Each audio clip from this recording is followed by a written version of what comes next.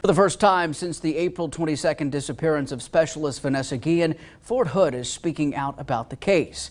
Fox 44's Noelle Mendoza, she's live there on Fort Hood. Noelle, what can you tell us?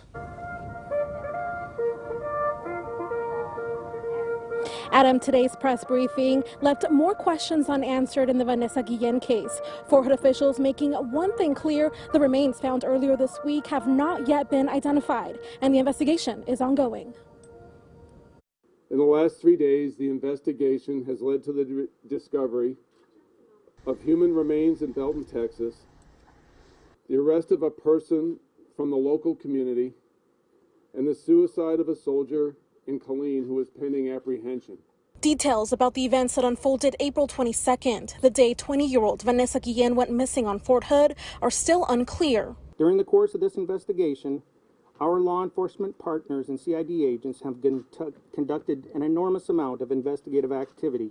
Agents have conducted more than 300 interviews, more than 10,000 investigative hours, and have been working very closely with numerous agencies since PFC Guillen disappeared.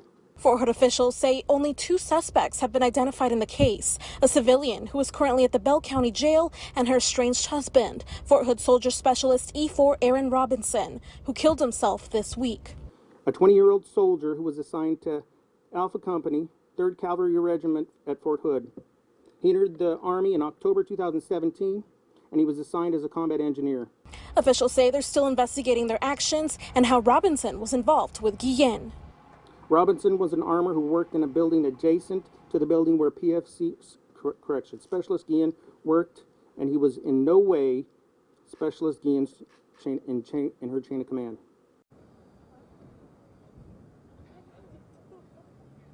Officials couldn't tell us anything more about the civilian suspect other than she is still in jail. They're still waiting on the DNA analysis from the remains found earlier this week. Live in Fort Hood, Noelle Mendoza, Fox 44 News.